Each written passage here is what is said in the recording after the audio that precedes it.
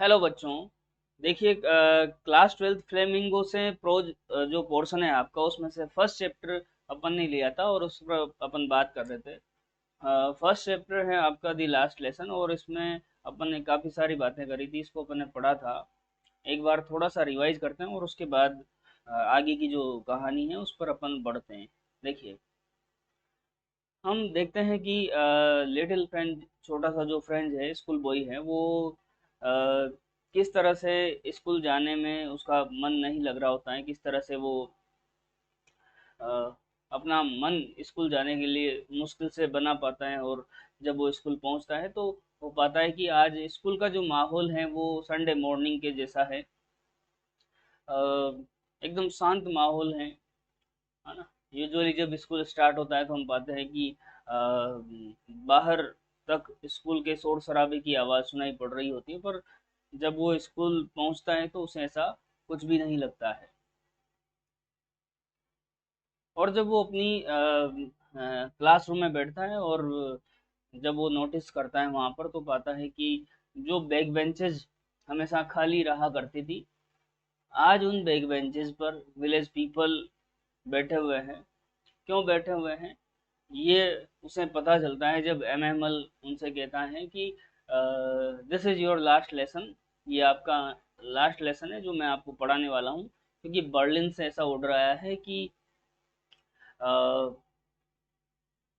French district अल्सेग और लोरेन में केवल और केवल जर्मन लैंग्वेज पढ़ाई जाएगी, और जो टीचर है वो अगले दिन आ जाएंगे। तो इस तरह से ये बात जब फ्रेंच को पता चलती है तो वो बड़ा दुखी होता है।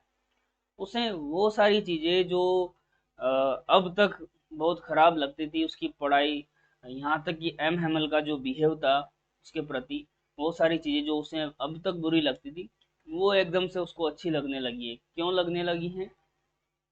क्योंकि आज के बाद वो एमएमएल से नहीं पढ़ पाएगा। उसने न तो अच्छे से पढ़ना सीखा है, न लिखना सीखा है। तो उसे बड़ा रेग्रेट हो रहा है कि काश मैं पढ़ पाता, अब एमएमएल हमें नहीं पढ़ा पाएंगे, इस तरह की सारी बातें। देखिए, फ्रेंच का जो मन है वो स्कूल जाने का नहीं कर रहा था। यूँ नहीं कर रहा था क्योंकि एमएमएल के द्वारा उनको पार्टिसिपल्स लर्न करने के लिए कहा गया था, और उसने तो पार्टिसिपल्स का एक वर्ड तक लर्न नहीं किया था। क्लासरूम में जब बैठ जाता है तो उसका टर्न आता है, उससे बोला जाता है पार्टिसिपल्स सुनाने के लिए, और वो अपनी बेंच पर केवल खड़ा रह जाता है। पार्टिसिपल्स का एक वर्ड तक वो बोल नहीं पाता, हालांकि उसने बहुत कोशिश करी थी, पर वो नहीं सुना पाता है। यहाँ तक अपन ने देखा था, है ना। ये अपन ने पढ़ लिया था कि while I was thinking of all this, I heard my name called। मैंने अपना नाम पुकारे जाते हुए सुना। It was my turn to recite। मेरी बारी थी रिसाइट, दैट मीन पार्टिसिपल्स को सुनाने की मेरी बारी थी, रिसाइट करने की बारी थी। What would I not have given to be able to say that dreadful rule for participles all through। पूरे के पूरे पार्टिसिपल्स के जो रूल थे उनको सुनाने के लिए मैंने क्या कुछ नहीं किया था। मेरी तरफ से मैंने पूरा प्रयास किया था, वेरी लाउड एंड क्लियर, कि मैं बहुत तेज और स्पष्ट रूप से बोल सकूं, विदाउट वन मिस्टेक, बिना कोई गलती किए हुए। But I got mixed up on the first word and stood there holding on to my desk. लेकिन मैं तो but I got mixed up on the first word, मैं तो पहले ही वर्ड में उलझ कर रह जाता, पहले ही वर्ड में उलझ जाता है, स्टूड देयर, और वहां खड़ा रहता, holding on to my desk, मेरे डेस्क को पकड़े हुए, my heart beating and not daring to look up, मेरा हृदय तेजी से धड़क रहा होता, and not daring to look up, और मुझ में साहस नहीं था कि मैं ऊपर की ओर देखूं, एमएमएल की ओर देखूं। I heard M Hamel to say me, I won't scold you little friend. मैंने सुना M हैमल to say me, M हैमल को मैंने मुझसे कहते हुए सुना, आई वॉन्ट स्कोल्ड यू, मैं तुम्हें डांटूंगा नहीं लिटिल फ्रेंड, कि छोटे से फ्रेंड, मैं तुम्हें डांटूंगा नहीं, you must feel bad enough, तुम्हें तो बुरा लग रहा होगा, है ना। फील बैड इनफ, तुम्हें तो बुरा लग ही रहा होगा। सी हाउ इट इज, देखो बात यूं है। Every day we have said to our self, वह I have plenty of time. Every day we have said to our self, हर दिन हम अपने आप से कहते रहे, अरे I have plenty of time, मेरे पास तो खूब समय है। आई लर्न इट टुमारो, और मैं इसे कल पढ़ लूंगा, खूब समय है तो कल पढ़ लूंगा ना। And now you see where we have come out, और फिर अब तुम पाते हो कि तुम किस स्थिति में आ गए हो। Uh that's the great trouble with Alsace, अरे यही तो सबसे बड़ी प्रॉब्लम है, सबसे बड़ी परेशानी है अल्सेक के लोगों की। She puts off learning till tomorrow, यहाँ के जो लोग हैं वो क्या करते हैं, पढ़ाई लिखाई को, सीखने को कल पर छोड़ देते हैं, लर्निंग को कल पर टाल देते हैं। तो लर्निंग को कल पर टाल देते हैं तो पढ़ नहीं पाते हैं। चलिए, and now you C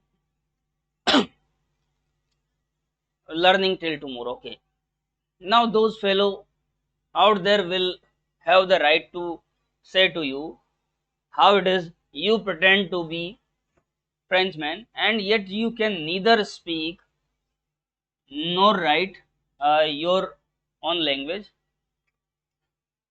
Now those fellow out there will have the right to say to you, अब उन लोगों के पास ये कहने के लिए अधिकार होगा, किन लोगों के पास, जर्मन जो लोग हैं उनके पास ये अधिकार होगा। हाउ इट इज, देखिए, you pretend to be Frenchman, कि तुम अपने आप को फ्रेंचमैन कहते हो, फ्रेंचमैन होने का दावा करते हो। And yet you can neither speak NOR right your on language, और तुम्हें न तो अपनी लैंग्वेज बोलनी आती है और न लिखनी आती है, तो तुम कैसे अपने आप को फ्रेंचमैन होने का दावा करते हो। But you are not the worst poor little friend, लेकिन लिटिल फ्रेंड तुम ही, द रस्ट तुम ही सबसे खराब नहीं हो, तुम्हारी इसमें गलती नहीं है।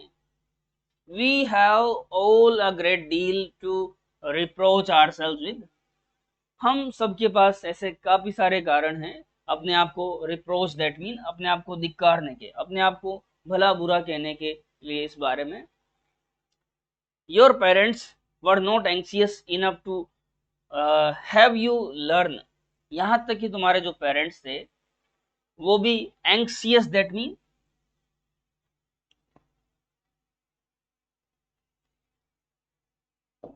एंक्सियस दैट मीन उत्सुक या फिर चिंतित, तुम्हारे पेरेंट्स भी इस बारे में उत्सुक नहीं थे, चिंतित नहीं थे कि टू हैव यू लर्न, कि तुम पढ़ो।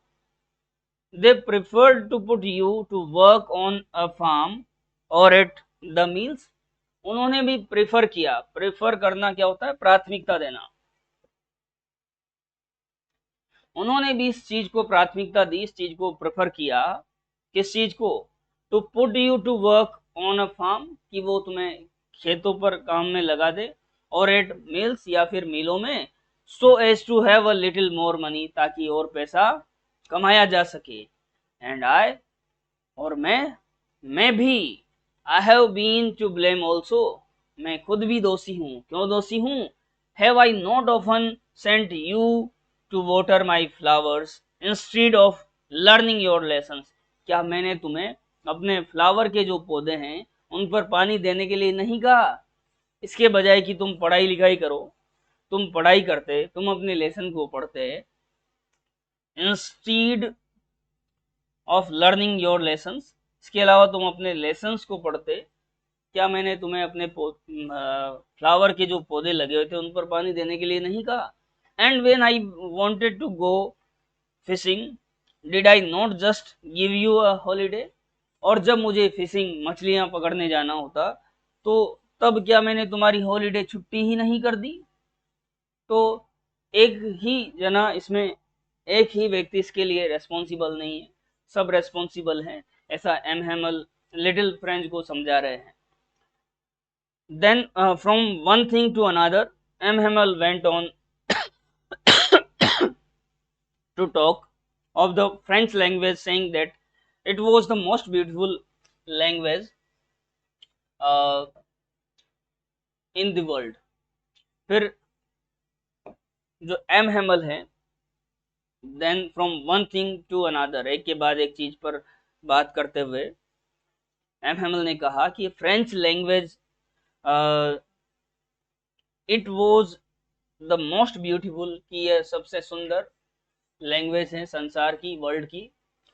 The clearest, the most logical, सबसे स्पष्ट और सबसे तर्क संगत ये लैंग्वेज है, ऐसा एम हेमल ने उनको बताया। That we must guard it among us and never forget it, कि हमें इस लैंग्वेज की क्या करनी चाहिए, गार्ड करनी चाहिए, इसको सुरक्षित रखना चाहिए। एंड नेवर फॉरगेट इट, और इसे कभी भुलाना नहीं चाहिए, है ना। लैंग्वेज है अपनी तो इसको हमेशा सुरक्षित रखना चाहिए। Because when a people are enslaved, as long as they hold fast to their language, it is as if they had the key to their prison। क्योंकि when a people are enslaved, क्योंकि जब लोग गुलाम हो जाते हैं, लोगों को गुलाम बना लिया जाता है, दास बना लिया जाता है, तो as long as they hold fast to their language, तो जब तक उनकी लैंग्वेज पर पकड़ होती है, it is as if they had the key to their prison, तो माना जाता है कि उनके पास अपनी प्रिजन, अपनी जेल की चाबी है ना। जब तक उनके पास उनकी लैंग्वेज है, लैंग्वेज अगर उनके पास नहीं है तो उस जेल से बाहर नहीं आ सकते। किस जेल से हैं? दास्ता रूपी जेल से। Then he opened a grammar and read us our lesson, और उसके बाद फिर उन्होंने ग्रामर की जो बुक है वो ओपन करी और हमारा जो पाठ है वो पढ़ा। आई वॉज अमेज्ड, मैं अमेज था। Amaze that mean surprised.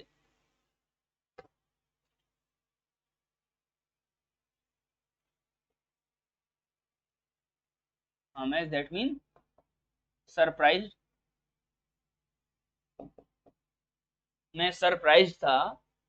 To see how well I understood it, यह देखकर कि मैं कितने अच्छे से मैंने इस पाठ को समझा।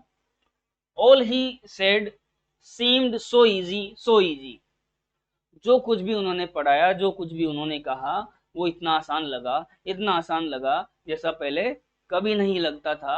आई थिंक टू, मैंने खुद ने सोचा, that I had never listen so carefully, तो मैंने खुद ने विचार किया कि मैंने इतना ध्यान से पहले कभी सुना भी नहीं था। And that he had never explained everything with so much patience, और उन्होंने भी कभी इतने पेशेंस के साथ, धैर्य के साथ नहीं पढ़ाया था, ऐसा मुझे लगा। It seemed almost as if the poor man wanted to give us all he knew before going away, ऐसा लग रहा था। कैसा लग रहा था? ऐसा लग रहा था the poor man wanted to give us all he knew before going away, वह बेचारा एम हेमल वो सब कुछ हमें दे जाना चाहता था, जो कुछ वो जानता था बिफोर गोइंग अवे, जाने से पहले वो सब कुछ चीजें हमें बता के जाना चाह रहा था जो वो जानता था।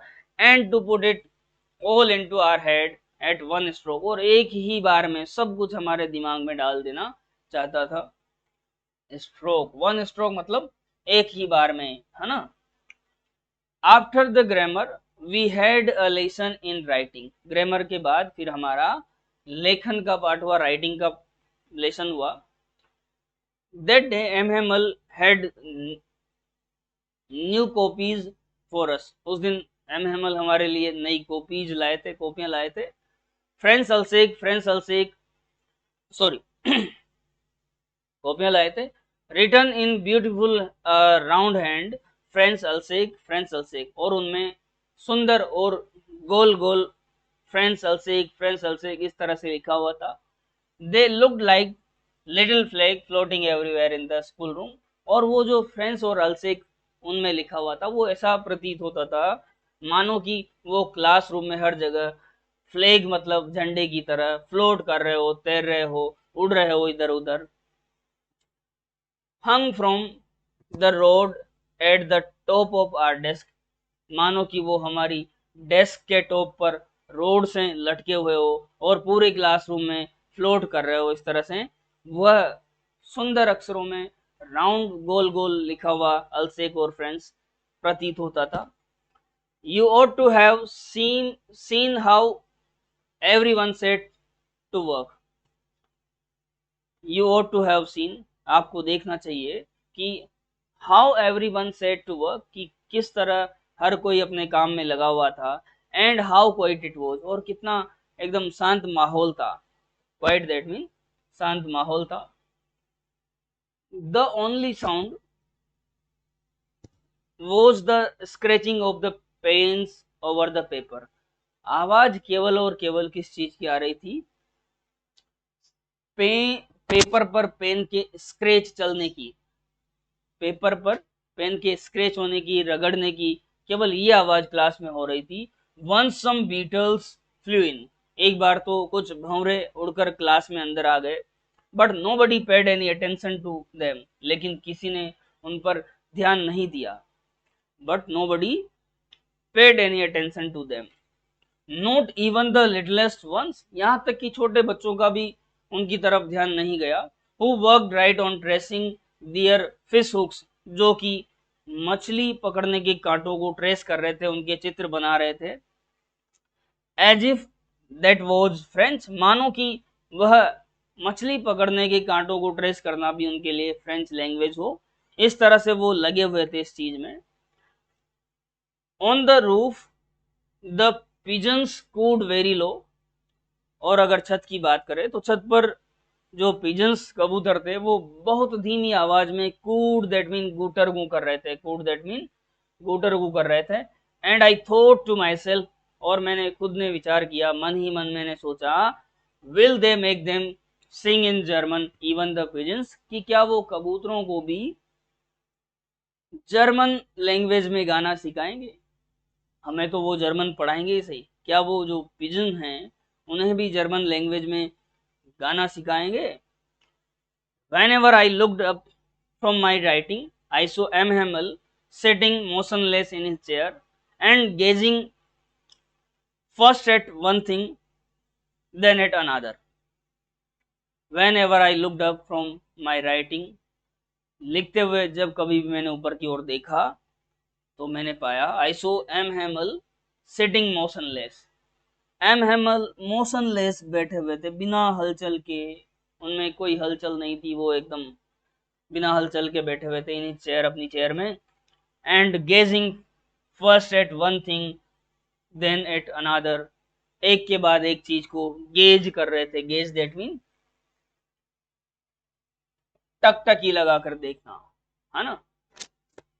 एक चीज के बाद दूसरी चीज को वो टकटकी लगा कर देख रहे थे.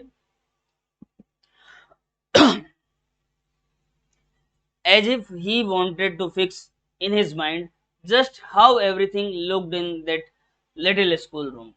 मानो कि वह उस स्कूल के छोटे से कमरे में हर चीज जिस तरह से दिखाई देती थी उसे उसी तरह से अपने माइंड में फिक्स कर लेना चाहते हो, है ना. उन सब चीजों को वो अपने माइंड में फिक्स कर लेना चाहते हो. इस तरह से वो क्या कर रहे थे, एक के बाद एक चीज को टकटकी लगा कर देखे जा रहे थे.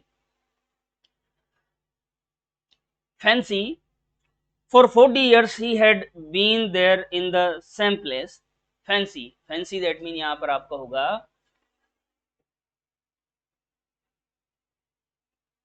imagine. जरा सोचो, कल्पना करो.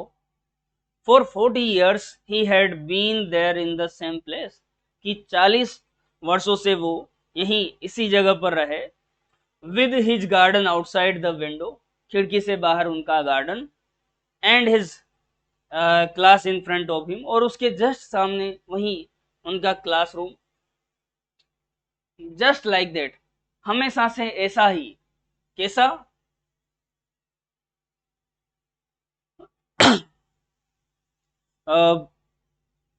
With his garden outside the window, window के जस्ट बाहर गार्डन और जस्ट उसके सामने क्लासरूम. हमेशा से ये सब ऐसा ही था. Only desk and benches had been worn and smooth, केवल डेस्क और बेंचे ही worn घिसकर स्मूथ चिकनी हुई थी. The walnut trees in the garden were taller, walnut अखरोट के जो पेड़ थे वो टोलर बड़े हो गए थे. And the hop vine that he had planted himself twinned about the windows to the roof, और जो होपवाइन एक बेल, एक तरह की बेल होती है होपवाइन, जो उन्होंने खुद ने वहां पर प्लांट की थी, लगाई थी, twined about the window to the roof, वह खिड़की से ट्विंड दैट मीन लिपटती हुई छत तक पहुंच गई थी। How it must have broken his heart to leave it all, इन सब चीजों को छोड़कर जाने की जो बात थी, उसने तो उनका हार्ट ही ब्रोक कर दिया था, उनका दिल ही टूट गया होगा कि अब वो इन सब चीजों को क्या करेंगे, लीव कर जाएंगे, छोड़कर चले जाएंगे। पुअर मैन, बेचारा M Hamel, how it to hear his sister moving about in the room above packing their trunks, बेचारा एनिमल, टू हियर वो सुन रहा था, his sister moving about in the room above, ऊपर उसकी रूम में उसकी जो सिस्टर थी वो मूव कर रही थी इधर उधर, पैकिंग दियर ट्रंक्स, और अपने सामानों को पैक कर रही थी, है ना। तो ये सब चीजें जब उसे, वो इन चीजों को जब देख रहा था, उसे महसूस हो रही थी, तो उसका जो हार्ट है वो बैठा जा रहा था, उसका दिल बैठा जा रहा था, इस तरह से अपन कह सकते हैं। For they must leave the country next day, क्योंकि अगले ही दिन उनको ये जो कंट्री है छोड़कर जाना था। ऐसा हमने देखा स्टार्टिंग में कि बर्लिन से एक ऑर्डर आया है, वो सारी बातें। But he had the courage to hear every lesson to the very last, लेकिन उसमें अंत तक हर लेसन को सुनने का क्या है, साहस है, उसमें साहस था। After the writing we had a lesson in history, writing के बाद हमारा हिस्ट्री का लेसन हुआ। And then the babies chanted their बे बा बे बी बो, इस तरह से उसके बाद फिर हिस्ट्री के लेसन के बाद बच्चों ने चेंटेड दैट मीन गाना, एक स्वर में गाना, बा बे बी वो, इस तरह से उन्होंने अपने जो वर्णमाला उसको इस तरह से चेंट किया, गाया। Down there at the desk of the down at the back of the room, old Hauser had put on his spectacles, और पीछे क्लासरूम में ओल्ड होसर जो बैठा हुआ था, उसने अपने स्पेक्टेकल्स अपना चश्मा पहन लिया था। Holding is primer in both hand, और अपनी जो प्राथमिक पुस्तिका थी उसको दोनों हाथों में वो पकड़े हुए था। Spelled the letters with them, और उन बच्चों के साथ वो भी लेटर्स, अक्षरों को स्पेल सुना, बोल रहा था ना, स्पेल कर रहा था। You could see that he too was crying, आप देख सकते हो कि ही टू खुद भी वॉज क्राइंग, वो रो रहा था, क्राई कर रहा था। His voice trembled with emotion, और भावुकता में उसकी जो आवाज है वो कप कपा रही थी। And it was so and it was so funny, और ये इतना फनी था, टू हियर हिम, और इस तरह से उसे सुनना ये इतना फनी था, that we all wanted to laugh and cry, कि हम सब हंसना और चिल्लाना चाहते थे।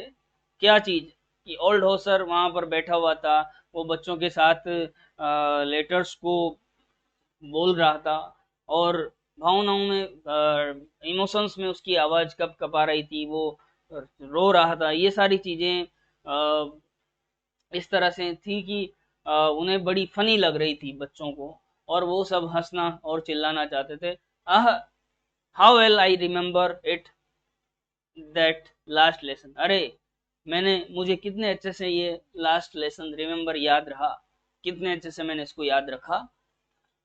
All at once the church clock struck 12, और उसी समय तुरंत चर्च की जो क्लॉक है उसने 12 बजा दी, उसमें 12 बज गए। देन द एंजल्स, और उसके बाद एंजल्स, चर्च में दोपहर के समय प्रार्थना के लिए जो घंटी बजती है वो घंटी बज गई। At the same moment the trumpets of the Persian returning from drill sounded under our windows. At the same moment, और उसी क्षण क्या हुआ, the trumpet of the Persian soldiers की ट्रम्पेट, तुरही की जो आवाज थी, returning from drill sounded under our windows, हमारी खिड़कियों के वहां से उनकी तुरही की जो आवाज है, जो जब वो ड्रिल के बाद लौटते थे तब वो बजाया करते थे, उसकी आवाज आने लगी। M Hamel stood up very pale in his chair. M Hamel अपनी कुर्सी से उठे। वेरी पेल, उनका चेहरे का जो रंग था वो उड़ा हुआ था। वेरी पेल, चेहरा एकदम पीला सा पड़ गया था। I never saw him look so tall, मैंने कभी भी उनको इतना ऊंचा, इतना लंबा नहीं देखा था। My friends said he, I I but something choked him, वो अपनी कुर्सी से उठ खड़े हुए और बोले, my friends said he, my friends, उन्होंने कहा मेरे मित्रों। फिर बोलने लगे, आई इस तरह से वो अटक गए। बट समथिंग चोक्ड हिम, लेकिन कोई ऐसी चीज थी जिसने उनको उनके गले को चोक कर दिया था, उनकी आवाज को रोंद दिया था। He could not go on, वो आगे बोल नहीं पाए। Then he turn to the blackboard, तो फिर वह ब्लैक बोर्ड की ओर बढ़े। टुक अ पीस ऑफ चोक, चोक का एक टुकड़ा उठाया। And bearing on with all his might, और अपनी पूरी ताकत के साथ, माइट दैट मीन यहाँ पर है ताकत, अपनी पूरी स्ट्रेंथ से, ताकत से, he rode as large as he could, जितना बड़ा वो लिख सकते थे उन्होंने अपनी पूरी ताकत से वहां पर लिखा। विवे ला फ्रांस, विवे ला फ्रांस, फ्रांस जिंदाबाद, ये फ्रेंच लैंग्वेज में यहाँ पर लिखा हुआ है, इसका मतलब होता है फ्रांस जिंदाबाद। ठीक है, तो उन्होंने अपनी पूरी ताकत से बोर्ड पर लिखा, विवे ला France. Then he stopped and leaned his head against the wall, उसके बाद फिर वो रुक गए। Leaned his head against the wall, और उन्होंने अपना सिर दीवार पर इस तरह से झुका दिया। इस तरह से वो दीवार पर अपने सिर को झुका देते हैं, लीन कर देते हैं। एंड विदाउट अ वर्ड, और बिना बिना कोई शब्द बोले, ही मेड अ जेस्चर, वो जेस्चर बॉडी लैंग्वेज में कहते हैं, to us with his hand, बिना बोले, है ना, एंड विदाउट अ वर्ड, बिना कोई शब्द बोले, he made a gesture to us with his hand, अपने हाथ से वो इशारा करते हैं। School is dismissed, you may go, school dismiss किया जाता है, तुम जा सकते हो, इस तरह से वो अपने हाथ से इशारा करते हैं। तो ये था आपका क्लास 12 फ्लेमिंगो प्रोज पोर्शन का first chapter, the last lesson, ये अपन ने कंप्लीट किया। इसके जो इम्पोर्टेंट क्वेश्चंस हैं उनको अपन देखने वाले हैं। आपको क्या करना है, देखिए, आपको चैप्टर को स्टार्टिंग से पढ़ना है, वीडियो को देखना है। इसका जो फर्स्ट पार्ट है वो फर्स्ट लेक्चर में अपन ने देखा है, और ये आज आपका सेकंड पार्ट था, इसमें अपन ने इसको कंप्लीट किया। इसको एक दो बार आप पढ़िए, वीडियो को देखिए, और इसके जो क्वेश्चंस हैं उन्हें आप बहुत इजीली कर लेंगे, और अपन भी इनको देखने वाले हैं। तो चलिए, बने रहिए, और वीडियो को ज़्यादा से ज़्यादा बच्चों में शेयर करिए, ताकि क्लास 12 के जितने भी स्टूडेंट्स हैं जिनको इंग्लिश से रिलेटेड जो भी प्रॉब्लम्स रहती हैं उनको हम बेहतर वे में सोल्व कर पाएँ। कमेंट ज़रूर करिएगा, आपको किसी भी तरह की दिक्कत है इंग्लिश से रिलेटेड तो बताइएगा, अपन बेहतर कोशिश करेंगे कि आपकी जो प्रॉब्लम्स हैं उनको सोल्व कर सकें। तो चलिए, तब तक के लिए थैंक यू।